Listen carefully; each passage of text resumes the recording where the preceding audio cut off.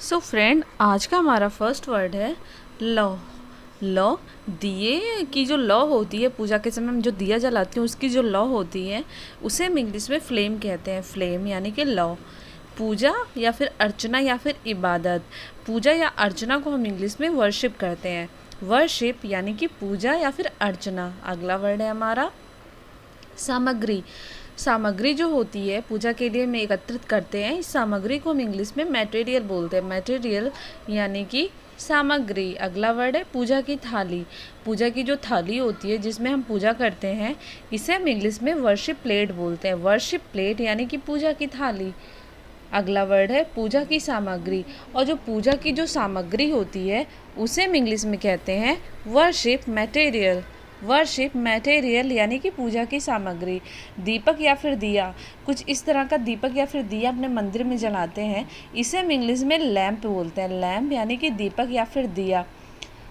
घी या फिर देसी घी, देसी घी का यूज हम पूजा के समय करते हैं और उस देसी घी को हम इंग्लिश में क्लैरिफाइड बटर बोलते हैं। क्लैरिफाइड बटर यानी कि देसी घी। मिट्टी का दिया, मिट्टी का दिया लोग दिवाली वगैरह पे जलाते हैं, तो मिट्टी के दिए को हम इंग्लिश में कहते हैं क्ले लैम्प। क्ले लैम्प यानी कि मिट्टी का दिया। रुई की बत्ती, रुई की ये बत्ती हम डेली पूजा करते समय मंदिर में जलाते हैं और इस तरह की बत्ती को हम इंग्लिश में कॉटन विक बोलते हैं। कॉटन विक यानी कि रुई या फिर कपास की बत्ती। धूप बत्ती, धूप बत्ती जो होती है इसे हम इंग्लिश में बोलते हैं इंसेंस। इंसेंस यानी कि धूप बत्ती। अगला वर्ड है हमारा धूपदानी। कुछ इस तरह से होती है। धूपदानी को हम इंग्लिश में सेंसर बोलते हैं। सेंसर यानी कि धूपदानी। अगला वर्ड है हमारा शंख। शंख, पूजा के समय शंख जो बजाया जाता है उसे हम इंग्लिश में कॉन्च बोलते हैं। कॉन्च यानी कि शंख। हमारा अगला वर्ड है फ्रेंड कपूर। कपूर जो होती है इसे हम इंग्लिश में कैम्फोर बोलते हैं। कैम्फोर यानी कि कपूर। हमारा नेक्स्ट वर्ड है अगरबत्ती। अगरबत्ती जो होती है, अगरबत्ती को हम इंग्लिश में बोलते हैं जॉस स्टिक। जॉस स्टिक यानी कि अगरबत्ती। नेक्स्ट वर्ड है हमारा पीतल की घंटी। कुछ ऐसी होती है, पीतल की जो घंटी होती है हम मंदिर में रखते हैं और इसे हम इंग्लिश में बोलते हैं ब्रास बेल। ब्रास बेल यानी कि पीतल की घंटी। सुपारी, सुपारी इसका यूज़ पूजा के समय होता है, तो सुपारी को हम इंग्लिश में कहते हैं बीटल नट। बीटल नट यानी कि सुपारी। कलश, कलश हम पूजा के समय लगाते हैं, तो कलश को हम इंग्लिश में बोलते हैं अर्न। अर्न यानी कि कलश। हमारा अगला वर्ड है जनेऊ। जनेऊ जो होता है इसे हम इंग्लिश में बोलते हैं सेक्रेड थ्रेड। सेक्रेड थ्रेड यानी कि जनेऊ। और हमारा नेक्स्ट वर्ड है चंदन की लकड़ी। चंदन की जो लकड़ी होती है इसे हम इंग्लिश में कहते हैं सैंडल वुड। सैंडल वुड यानी कि चंदन की लकड़ी। गंगा जल, गंगा जल जो होती है इसे हम इंग्लिश में कहते हैं हॉली वाटर।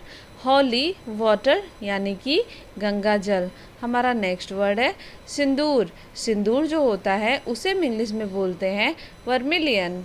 वर्मिलियन यानी कि सिंदूर। नेक्स्ट वी हैव पान का पत्ता। पान का जो पत्ता होता है उसे हम इंग्लिश में बोलते हैं वीटल लीव।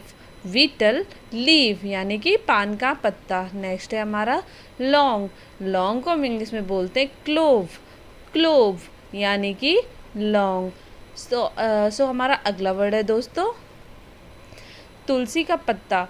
तुलसी का पत्ता जो होता है उसे हम इंग्लिश में बोलते हैं बेसिल लीव्स। बेसिल लीव्स यानी कि तुलसी का पत्ता। नेक्स्ट वी है राख। पूजा के समय अगरबत्ती की जो राख होती है या फिर हवन की जो राख होती है उसे हम इंग्लिश में बोलते हैं ऐश। ऐश यानी कि राख। देवी देवता, जो देवी देवता होते हैं घर में उससे हम इंग्लिश में बोलते हैं डेटी। डेटी यानी कि देवी देवता। नेक्स्ट वी है नारियल। नारियल जो होता है इसे हम इंग्लिश में बोलते हैं कोकोनट। कोकोनट यानी कि नारियल। नेक्स्ट वर्ड है हमारा मूर्ति या प्रतिमा। भगवान की जो मूर्ति या प्रतिमा होती है उसे हम इंग्लिश में बोलते हैं आइडल। आइडल यानी कि मूर्ति या फिर प्रतिमा। कंडा या फिर उपला।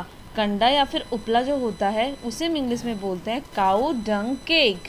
काऊ डंग केक यानी कि कंडा या फिर उपला। खंडित, खंडित मूर्ति जो होती है कुछ टूटी हुई, उसे हम इंग्लिश में बोलते हैं फ्रेगमेंटेड। फ्रेगमेंटेड यानी कि खंडित। हमारा अगला वर्ड है पुजारी। मंदिर के जो पुजारी होते हैं, हवन या फिर पूजा करवाते हैं, उसे हम इंग्लिश में बोलते हैं प्रीस्ट। प्रीस्ट यानी कि पुजारी। नेक्स्ट है हमारा मुकुट।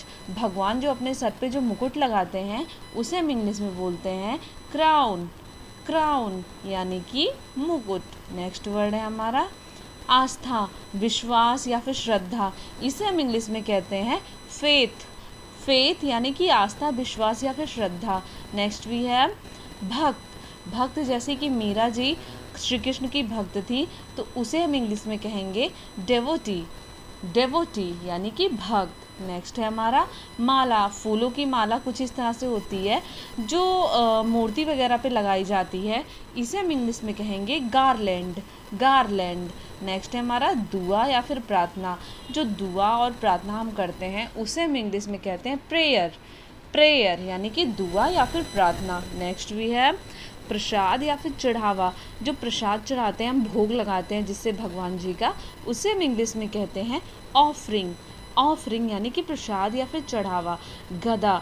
गदा ये हनुमान जी का शस्त्र है, ये तो आप सभी लोग को पता होगा। तो इस गदे को हम इंग्लिश में कहते हैं मेस। मेस यानी कि गदा। भजन। भजन जो होता है पूजा के समय गाए जाते हैं, इसे हम इंग्लिश में बोलते हैं हिम।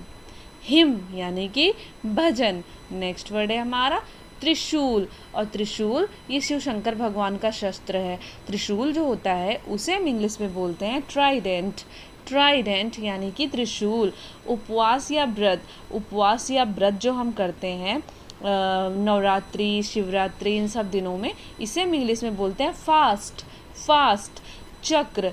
चक्र ये श्री कृष्ण जी का शस्त्र है, तो चक्र जो होता है इसे हम इंग्लिश में बोलते हैं डिस्कस। डिस्कस यानी कि चक्र। बांसुरी। बांसुरी श्री कृष्ण भगवान बजाते थे, तो बांसुरी को हम इंग्लिश में बोलेंगे फ्लूट। फ्लूट यानी कि बांसुरी। हमारा अगला वर्ड है मंत्र। जो मंत्र पढ़े जाते हैं, मंत्र को हम इंग्लिश में चैंट बोलेंगे। चैंट यानी कि मंत्र। और हमारा अगला वर्ड है गिरजाघर।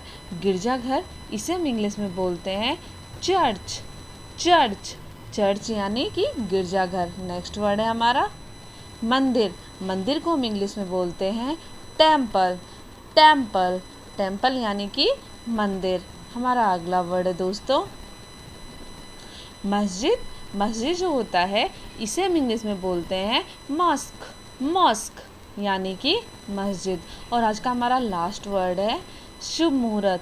Auspicious time. Auspicious time. So friend, video पसंद आई हो तो वीडियो को लाइक, शेयर, सब्सक्राइब जरूर करिएगा। Take care, bye bye.